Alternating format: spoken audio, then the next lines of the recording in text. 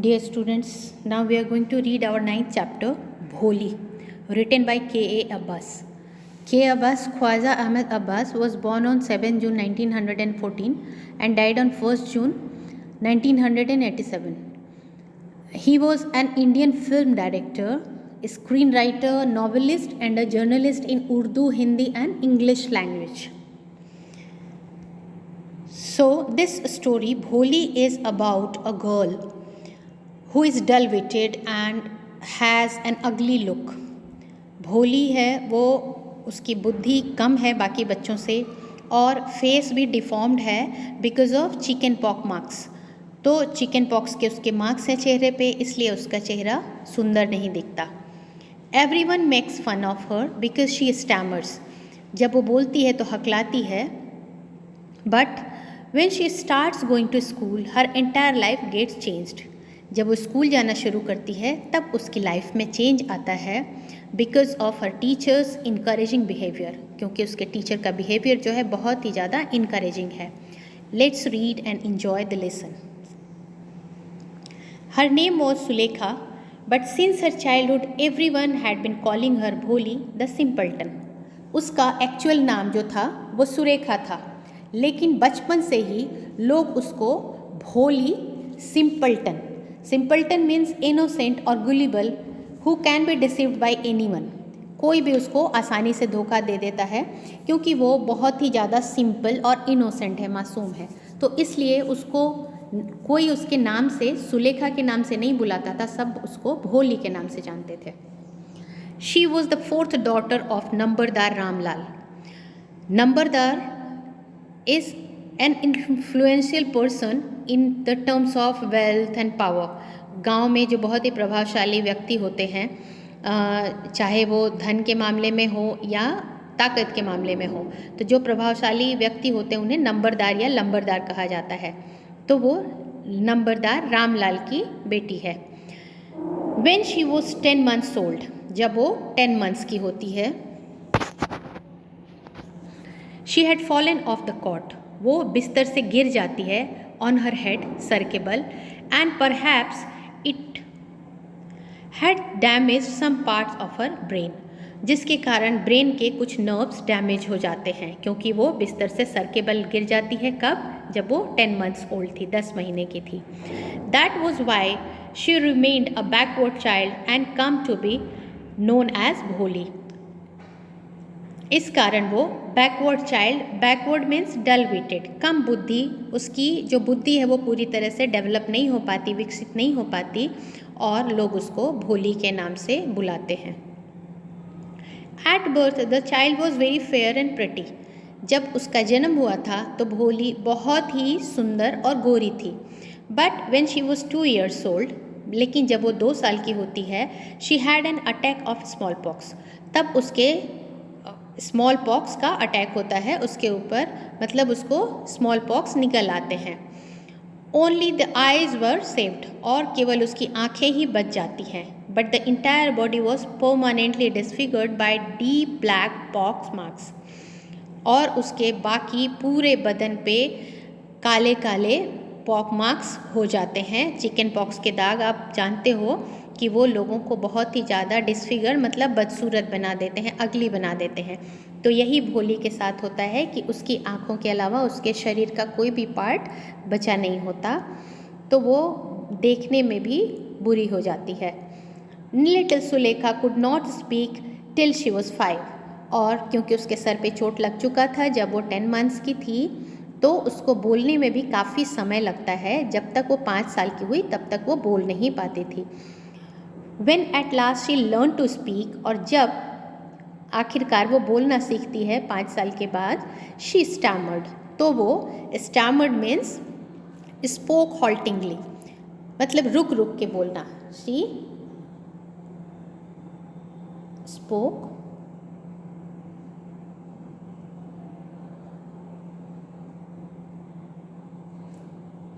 haltingly, रुक रुक के बोलती है. The other children often made fun of her and mimicked her. बाकी जो बच्चे होते हैं वो अक्सर उसका मजाक उड़ाते हैं, और मिमिक्ड मीन्स इमिटेट, उसको नकल करते हैं, उसकी नकल उतारते हैं। जैसे वो हकला के बोलती है तो उसी तरह से उसकी नकल उतारते हैं।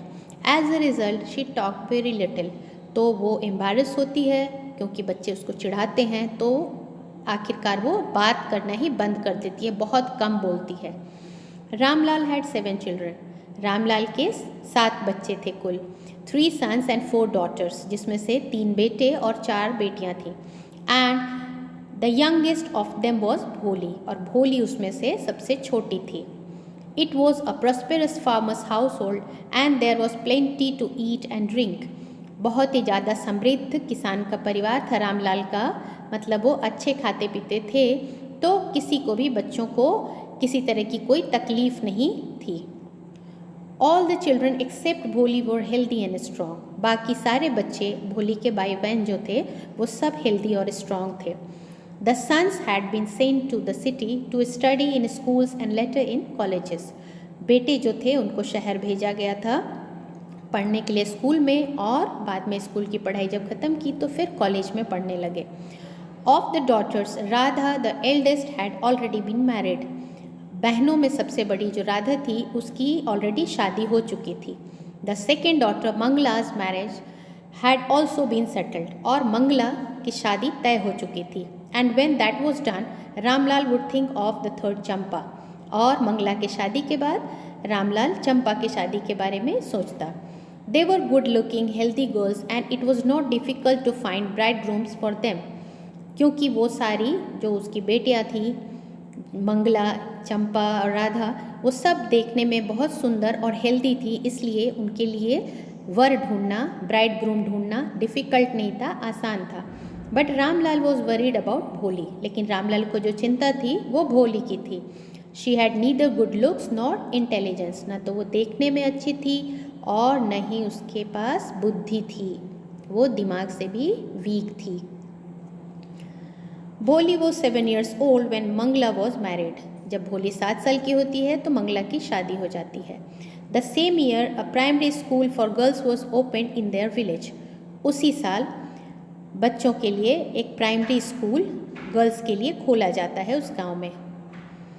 The tehsildar sahib came to perform his opening ceremony, और तहसीलदार जो होते हैं वो उसकी ओपनिंग सेरेमनी में आते हैं, उसके इनॉग्रेशन में आते हैं। Tehsildar an office in charge of collection of revenue, मतलब जो रेवेन्यू कलेक्ट करते हैं, पैसे कलेक्ट करते हैं, टैक्स कलेक्ट करते हैं गांव के, वो आते हैं उसकी इनॉग्रेशन के लिए।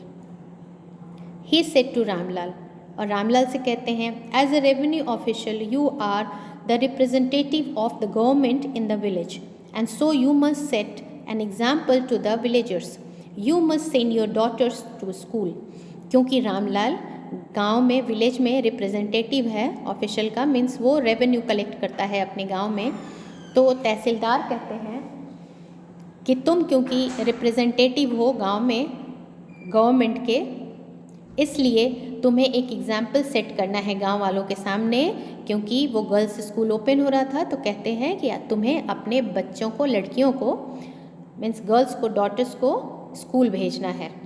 That night when Ramlal consulted his wife she cried, जब रामलाल उस रात अपनी वाइफ से डिस्कस करता है इस बारे में कि अपनी बेटियों को स्कूल भेजे, वो चिल्ला पड़ती है, आर यू क्रेजी, तुम पागल हो गए हो, if girls go to school who will marry them, अगर लड़कियां स्कूल जाती हैं तो उनसे शादी कौन करेगा। But Ramlal had not the courage to disobey the tehsildar, लेकिन रामलाल के पास इतनी साहस नहीं थी कि वो तहसीलदार के बात को न रखे, अवमानना कर दे। At last his wife said, I will tell you what to do, कहती है कि मैं तुम्हें बताती हूँ कि क्या करो। सेंड भोली टू स्कूल, भोली को स्कूल भेज दो। As it is there is little chance of her getting married with a ugly face and lack of sense, क्योंकि वो इतनी ज़्यादा, उसका चेहरा इतना सुंदर नहीं है, अगली है, बदसूरत है, और उसके दिमाग भी कम है, तो बहुत ही कम उम्मीद है कि उसकी शादी हो पाएगी। Let the teacher at school worry about her, तो स्कूल के टीचर को उसकी चिंता करने दो। The next day Ramlal caught Bholi by the hand and said, come with me, I will take you to school. Bholi was frightened, अगले दिन जब रामलाल उसका हाथ पकड़ के कहता है कि चलो मेरे साथ, मैं तुम्हें स्कूल ले चलता हूँ, तो भोली डर जाती है। She did not know what school was like. उसको पता नहीं है कि स्कूल किस तरह का है। She remembered how a few days ago their old cow Lakshmi had been turned out of the house and sold. उसको याद है कि कुछ दिन पहले ऐसे ही लक्ष्मी को, जो उसकी बूढ़ी गाय थी, उसको घर से निकाला गया और बेच दिया गया। तो ये सोच के वो भी डर जाती है कि शायद ऐसा ही कुछ उसके साथ हो सकता है। No no no no, she shouted in terror. डर के मारे वो चिल्लाती है। And pull her hand away from her father's grip. और पिता के ग्रिप से, उसकी पकड़ से छूट के अलग हो जाती है।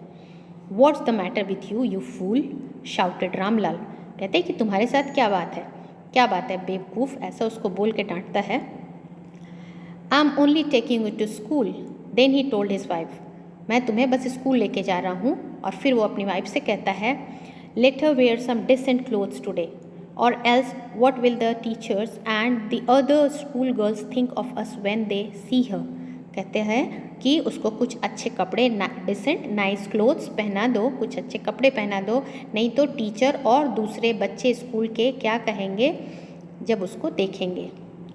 New clothes had never been made for Bholi. कभी भी भोली को नए कपड़े नहीं मिले थे। The old dresses of her sisters were passed on to her. उसकी बहनों के, बड़ी बहन के जो कपड़े छोटे हो जाते थे, पुराने हो जाते थे, वो ही भोली को पहनने के लिए मिलता था।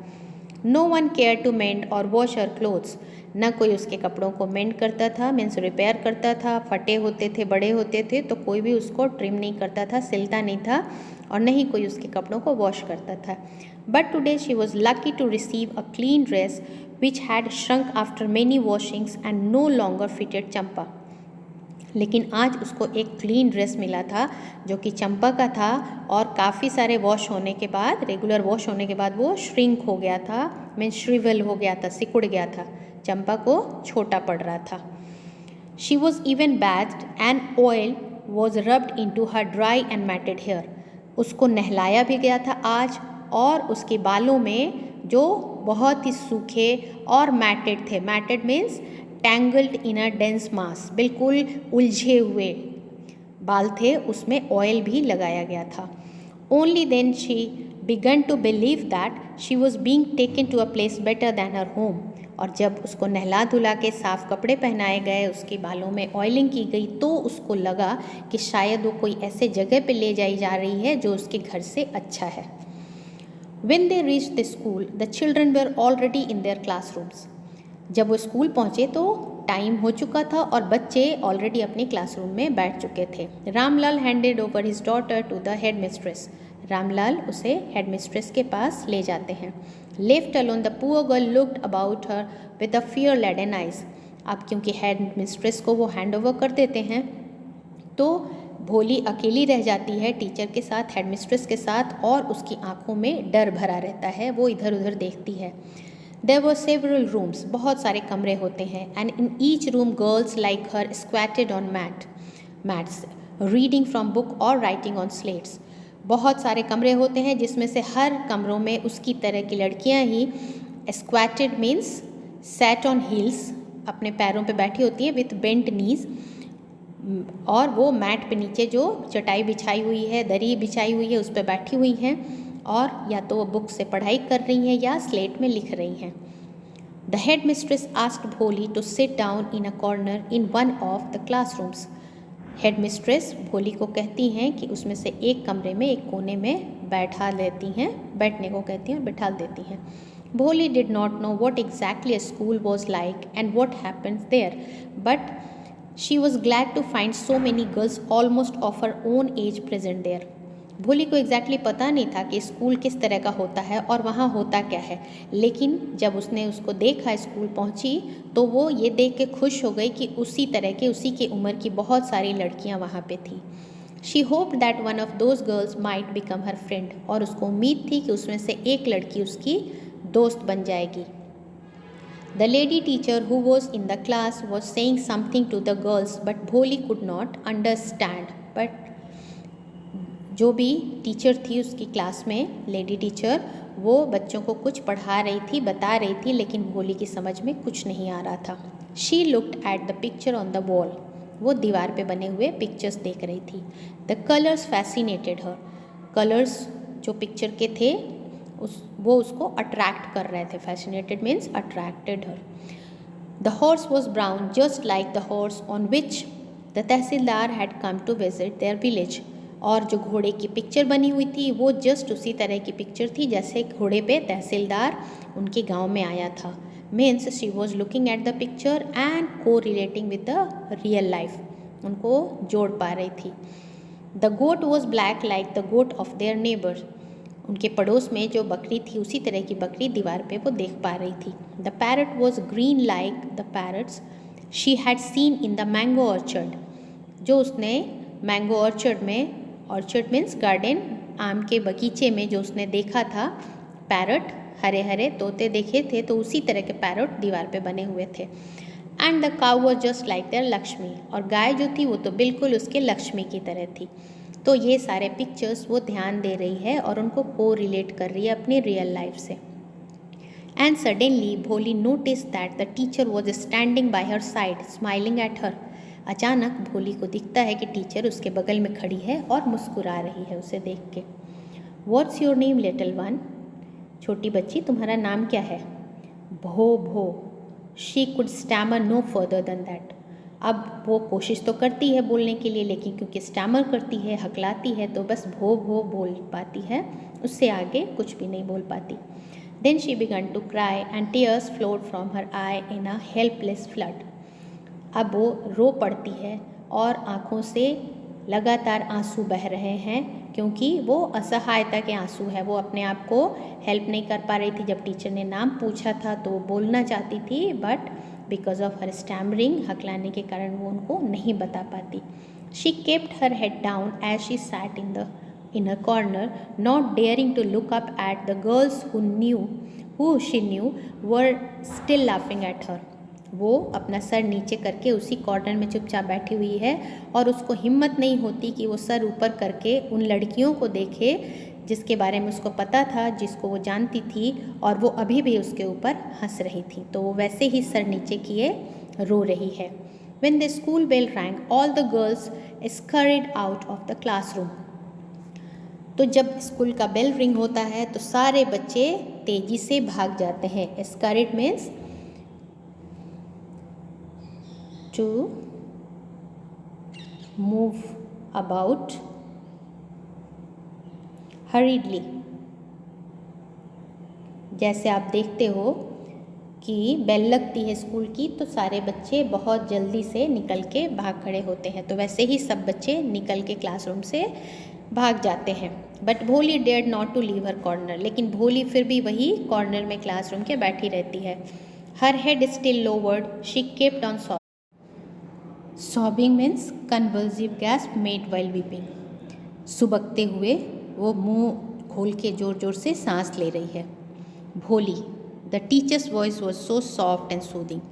टीचर की आवाज़ बहुत ही सॉफ्ट, मृदु और सूदिंग, कंफर्टिंग थी। In all her life she had never been called like that. पूरी ज़िंदगी में उसने नहीं सुना था कि किसी ने उसको इतने प्यार से बुलाया हो। It touched her heart. और इससे उसके दिल पे असर पड़ा, उसको बहुत अच्छा लगा। Get up said the teacher. It was not a command but just a friendly suggestion. भोली गॉट अप। अब टीचर कहती है खड़ी हो जाओ, लेकिन टीचर की आवाज़ में कोई भी ऑर्डर नहीं था, एक फ्रेंड की तरह सजेशन था। भोली खड़ी हो जाती है। Now tell me your name. अब मुझे अपना नाम बताओ। Sweat broke out over her whole body. पूरे शरीर से उसके पसीना निकलने लगा। Would her stammering tongue again disgrace her. क्या उसका स्टैमरिंग टंग से फिर उसका अपमान होगा, मतलब वो हकलाने के कारण फिर से डिसऑनर होगी, बोल नहीं पाएगी और उसको शर्म झेलनी पड़ेगी। For the sake of this kind woman, इस उदार औरत के लिए, जेनरस लेडी के लिए, however she decided to make an effort. और उसने अंत में तय किया कि वो एक कोशिश तो करेगी, क्योंकि वो जो टीचर थी वो बहुत ही प्यार से उससे बोल रही थी, रिक्वेस्ट कर रही थी। She had such a soothing voice. उसकी आवाज़ इतनी ज़्यादा कंफर्टिंग थी। She would not laugh at her. और इससे भोली को ये सांत्वना मिली कि कम से कम वो उसके ऊपर हंसेगी नहीं। भो भो शी बिगन टू स्टैमर। फिर से वो स्टैमर करने लग जाती है। Well done the teacher encouraged her. पूरा बोल नहीं पाती है लेकिन टीचर उसको इनकरेज करती है, प्रोत्साहित करती है। Come on now the full name, चलो अब अपना पूरा नाम बताओ। भो भोली। At last she was able to say it and felt relieved as if it was a great achievement. अंत में वो अपना पूरा नाम बोल पाती है और उसको ऐसा लगता है कि वो रिलैक्स्ड फील कर रही है और ये उसकी उपलब्धि थी बहुत बड़ी। Well done, the teacher patted her affectionately and said. Teacher उसको थपथपाती है। पैटेड मीन्स जेंटल स्ट्रोक, उसके पीछे उसको थपथपाती हुई, अफेक्शनेटली प्यार से उसको थपथपाती हुई कहती है, put the fear out of your heart, अपने दिल से डर निकाल दो, and you will be able to speak like everyone else, और तब तुम भी बाकी सब बच्चों की तरह ही बोल पाओगे। Bholi looked up as if to ask really. Bholi ने टीचर की ओर देखा जैसे उसकी आंखों में क्वेश्चन था, क्या ये सच होगा, क्या मैं भी बोल पाऊँगी दूसरों की तरह। Yes it will be very easy, हाँ ये बहुत आसान होगा। You just come to school every day, will you come. Teacher कहती है कि तुम रोज़ स्कूल आया करो, आओगी। भोली नॉटेड, वो सर हिलाती है। नो से इट अलाउड, नहीं जोर से बोलो। यस, एंड भोली herself was astonished that she had been able to say it. अब जब यस बोलती है भोली तो वो खुद ही सरप्राइज्ड हो जाती है, एस्टॉनिश्ड हो जाती है कि वो ये बोल पाई। डिडंट आई टेल यू, मैंने कहा था ना तुमसे। क्या कहा था? कि मतलब तुम बोल पाओगी। नाउ टेक दिस बुक, अब टीचर उसको एक बुक देती है। The book was full of nice pictures and the pictures were in colour. वो बुक जो था वो पिक्चर से भरा हुआ था और वो पिक्चर्स कलरफुल थे। Dog, cat, goat, horse, parrot, tiger, and a cow just like Lakshmi. And with every picture was a word in big black letters. हर एक पिक्चर के साथ एक बड़ा सा वर्ड लिखा हुआ था, वो बिग ब्लैक लेटर्स में। तो मतलब वो वर्ड्स वाली पिक्चर थी, जैसे कि ए फॉर एप्पल, ऐसा कुछ होता है, उस तरह की बुक थी जिसमें भोली को पढ़ना सीखना था। In 1 month you will be able to read this book. अब टीचर कहती है कि 1 महीने में तुम इस बुक को पढ़ पाओगे। Then I will give you a bigger one, तब मैं तुम्हें एक और बड़ा बुक दूंगी। Then a still bigger one, और फिर उससे भी बड़ा। In time you will be a more learned than any one else in the village, और समय के साथ तुम गांव के बाकी लोगों से ज़्यादा होशियार और ज़्यादा नॉलेजेबल हो जाओगी। Learned means knowledgeable. Then no one will ever be able to laugh at you, तब कोई भी तुम्हारे ऊपर हंस नहीं पाएगा। People will listen to you with respect, लोग तुम्हें इज्जत से तुम्हारी बात सुनेंगे। And you will be able to speak without the slightest stammer, और तब तुम बिना बिल्कुल भी हकलाए एकदम अच्छे से बोल पाओगे। अंडरस्टैंड, समझ में आ गया? Now go home and come back early tomorrow morning, अब तुम घर जाओ और कल सुबह जल्दी आ जाना। Bholi left as if suddenly all the bells in the village temple were ringing. Bholi ऐसा फील करती है, फेल्ट, जैसे कि गांव के सारे टेम्पल के बेल जो थे, घंटियाँ थी, मंदिरों की घंटियाँ सब एक साथ बजने लगी हों। And the trees in the front of the school house had blossomed into big red flowers, और स्कूल के सामने जो पेड़ था उस पे बड़े बड़े लाल फूल खिल गए हों। तो मतलब भोली वॉज एक्सट्रीमली हैप्पी, ऐसा वो महसूस कर रही थी। Her heart was throbbing with a new hope and a new life, उसके हार्ट में धड़कन हो रही थी। Heart was pounding with a new hope, नई उम्मीद जग गई थी और एक नई ज़िंदगी का रास्ता उसे मिल गया था, एक नई ज़िंदगी उसके सामने थी। तो इसमें उसको बहुत ज़्यादा खुशी मिली और उसके दिल की धड़कन तेज हो गई थी। Now in our next video will read what happened further in the chapter.